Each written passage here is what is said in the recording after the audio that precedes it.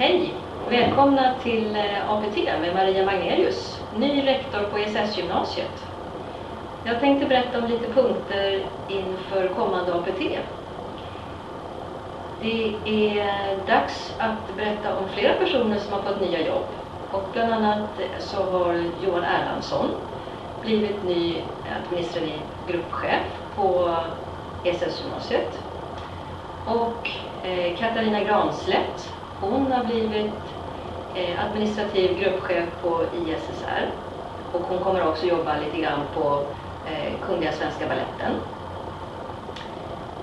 Och Lena Aring på kansliet kommer att lämna oss för en tjänst på Östermalms stadsdelsförvaltning, där hon kommer att börja jobba efter sommaren.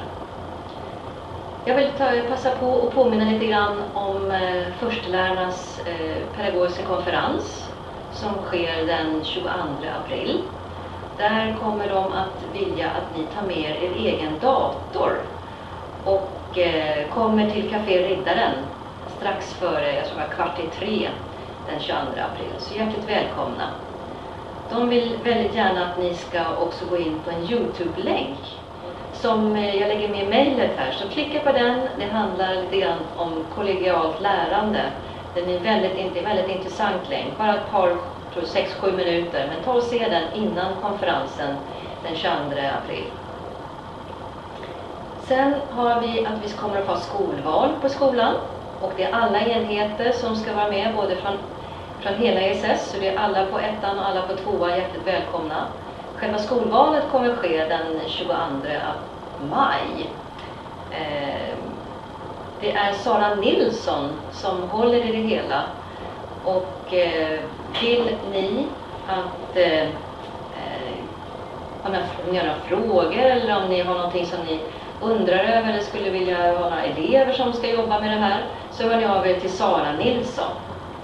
Hon är ansvarig lärare och hon vill väldigt gärna ha en kontaktperson på varje enhet. Så därför så ber jag höra av er till Sara Nilsson. När det gäller löneförhandlingarna så är de snart klara. De ska förhoppningsvis vara klara fram till den 2 maj. Och ni som tillhör Lärarförbundet och har begärt lönesättande samtal kommer att få göra dem före den 2 maj.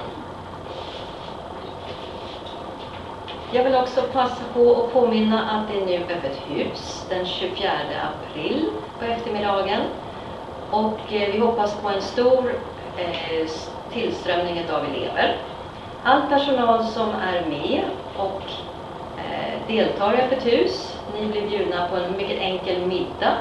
Hör av er till er arbetslagsledare så får ni hjälpas åt att köpa en enkel mat, kanske på ICA eller något sånt där. Men ni blir bjudna på lite middag i alla fall. Och alla elever som är med, de kommer få en biobiljett.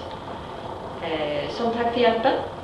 Biobiljetten finns att hämta om någon vecka på kansliet på ESS-gymnasiet. När vi ändå pratar öppet hus och sökande siffror och sådana saker, så kan jag ju prata om någonting som är väldigt roligt. Det är att vid första antagningen nu så har det preliminärt sökt 11 stycken elever i första hand till bild och form, 11 stycken i andra hand och 2 i tredje hand. Café och kök har 3 sökande i första hand, 5 sökande i andra hand och 3 sökande i tredje hand. Liljeholmen har i dagsläget 5 som har förstahandsval till Liljeholmen. 2 stycken elever har sökt i andra hand och 5 stycken har sökt i tredje hand.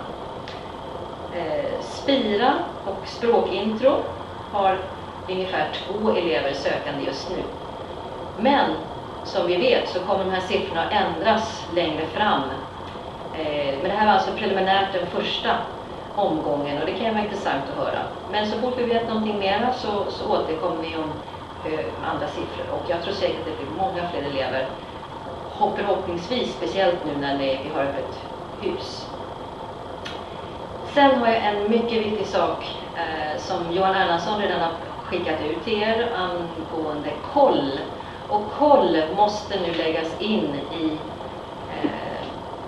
systemet. Och den sista dagen för deadline för det är den 22 april. Så jag är väldigt tacksam om ni gör det för klockan 12, för efter det så ska jag sätta mig tillsammans med Astrid och gå igenom alla 100 personal och kolla att det här fungerar och att det stämmer. Och vi har alltså en eftermiddag på oss att göra det här. Jag lägger med i mitt mejl också lite korta instruktioner en gång till hur man gör för att kolla i koll och se att allting stämmer. Det var lite kort ifrån mig. Jag ser fram emot att träffa er på APT.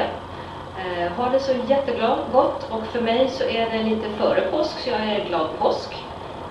För er som kanske ser det här när ni kommer tillbaka efter påsklovet, så hoppas jag att ni har haft ett skönt påsklov. Tack och hej!